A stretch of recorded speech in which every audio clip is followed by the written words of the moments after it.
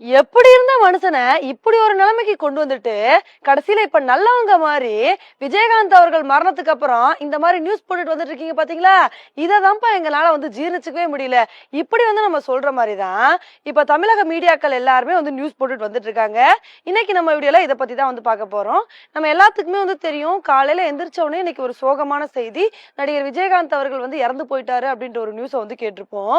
இந்த ஒரு நியூஸை கேட்ட உடனே தமிழக மீடியாக்கள் எல்லாருமே இத பத்தியே நியூஸ் கவர் பண்ணி போட ஆரம்பிச்சிட்டாங்க. நடிகர் விஜயகாந்த் அவர்கள் எந்த மாதிரி ஒரு மனிதர் தெரியுமா? இவர் நடிப்புலையும் சரி, அரசியல்லையும் சரி, எல்லாத்துலயுமே ஒரு மிகப்பெரிய தாக்கத்தை ஏற்படுத்திருக்காரு. இவர் ஒரு நல்ல மனிதரும் கூட அப்படின்னு சொல்லிட்டு இவரை பத்தி எல்லாருமே புகழ்ந்து பேச ஆரம்பிச்சிட்டாங்க. இதுதாங்க பல பேருக்கு ஒரு மிகப்பெரிய கோபத்தை ஏற்படுத்திருச்சு.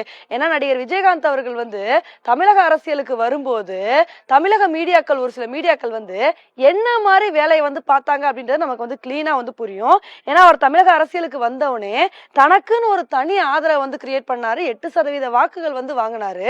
அதுக்கப்புறம் கொஞ்சம் கொஞ்சமா அவர் க்ரோ ஆயிட்டு வந்தவனே ஒரு கட்டத்துல மீடியாக்களை பார்த்து ரொம்பவே எதிர்த்து நின்னாரு. உடனே பாத்தீங்கன்னா ஒரு சில மீடியாக்கள் என்ன பண்ணிட்டாங்கன்னா அப்படியே நடிகர் விஜயகாந்த் அவர்களை வச்சு செய்ய ஆரம்பிச்சிட்டாங்க. அவரோட பேரை டோட்டலா டேமேஜ் பண்ணும் அப்படின்றதுக்காண்டி அவரை பத்தி வீடியோஸ் போடுறது, ஃபுட்டேஜ் வெளியிடுறதுன்னு சொல்லிட்டு எக்கச்சக்கமான வேலைகளை பண்ண ஆரம்பிச்சிட்டாங்க. இதனால நல்ல ஒரு பாப்புலாரிட்டியில இருந்த நடிகர் விஜயகாந்த் அவர்களோட பாப்புலாரிட்டி அப்படியே கீழே இறங்கிருச்சு அப்படின்னு தான் சொல்லணும். அந்த அளவுக்கு கீழ்த்தனமான வேலைகளை தமிழக மீடியாக்கள் பார்த்தாங்க.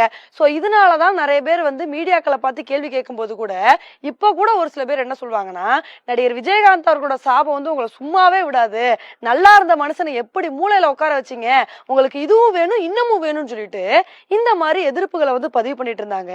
அப்படி இருக்க சமயத்துல அவரோட வாழ்க்கையவே கேள்விக்குறியாகிட்டு இன்னைக்கு அவர் இல்லாத காலகட்டத்துல போய் அவர் அப்பேற்பட்ட மனுஷன், அவர் அந்த மனுஷன், இந்த மனுஷன் சொல்லிட்டு இந்த மாதிரி வெக்கமே இல்லாம நியூஸ் போடுறாங்க பாத்தீங்களா? இதெல்லாம் பார்க்கும்போது தாங்க செம்ம டென்ஷன் ஆகுது. இப்ப இந்த மாதிரி ஏன் நியூஸ் போடுறாங்க? இப்ப அவங்களோட டிஆர்பி ரேட்டுக்காண்டி இந்த மாதிரி நியூஸ் போடலாம், அவர் நல்ல ஊருன்னு சொன்னா நிறைய பேர் பாப்பாங்கன்னு சொல்லிட்டு இந்த மாதிரி கீழ்த்தனமான வேலைகளை பண்ணிட்டு வந்துட்டு இருக்காங்க. இப்ப கூட தமிழக மீடியாக்கள், ஒரு சில மீடியாக்கள் பண்ற வேலைகள்லாம் பார்க்கும்போது நமக்கு என்ன தோணும்னா, அன்னைக்கு நடிகர் விஜயகாந்த் அவர்கள் அவங்கள பார்த்து காரி துப்புனார் பாத்தீங்களா? இதுல தப்பே இல்லை அப்படின்னு தாங்க நமக்கு சொல்ல தோணும். ஏன்னா இந்த மாதிரி கீழ்த்தனமான வேலைகளை தான் அவங்க தொடர்ந்து நிறைய பார்த்துட்டு வந்துட்டு இருக்காங்க. இப்பயும் அதே மாதிரிதான் அவரோட வாழ்க்கையவே கேள்விக்குறியாக்கிட்டு இன்னைக்கு அவரை பத்தி வீடியோ போடுறீங்க பாத்தீங்களா? இதெல்லாம் பார்க்கும்போது தான் செம்ம டென்ஷன் ஆகுது. இன்னைக்கு நடிகர் விஜயகாந்த் அவர்கள் மரணம் அடைஞ்சிட்டாரு அப்படின்னு சொன்னவனே அவர் பேசின பழைய வீடியோக்கள் எல்லாமே வைரலா ஷேர் ஆகிட்டு இருக்கு. இதுல அவரோட வீடியோ ரொம்பவே எல்லார் மனசையும் காயப்படுத்திருச்சுங்க. ஏன்னா அவர் அந்த வீடியோல என்ன சொல்லியிருப்பாருன்னா, ஏங்க எனக்குன்னு சொல்லிட்டு உங்க மனசுல ஒரு சின்ன இடம் கொடுப்பீங்களே, அது போதுங்க. காசு இன்னைக்கு வரும் நாளைக்கு போகும். கோடி கோடியா வச்சிருந்தா கூட நம்ம இறந்து குழிக்குள்ள போகும்போது நம்மளோட அருணாக்கயிறை கூட விட மாட்டான். எல்லாத்தையும் எடுத்துட்டு தான் நம்ம உள்ள போவோம். அப்படிலாம் இருக்கும்போது காசு பெரிய விஷயமே இல்லை. எனக்குன்னு சொல்லிட்டு நீங்க ஒரு இடம் கொடுங்க, அது போதும். 4 பேர் நீங்க இருக்கீங்க, எனக்குன்னு சொல்லிட்டு ஒரு வேளை சாப்பாடு போட மாட்டீங்களா? இதுவே எனக்கு என்னைக்குமே போதும். காசை பத்தி நான் கவலையே பட மாட்டேன். இது எனக்கு மக்கள் கொடுத்ததுதான் அப்படின்னு சொல்லிட்டு நடிகர் விஜயகாந்த் அவர்கள் அந்த ஒரு வீடியோல சொல்லியிருந்தாரு. இதை பார்க்கும்போது அந்த அளவுக்கு மனசுக்கு கஷ்டமா இருந்துச்சுங்க.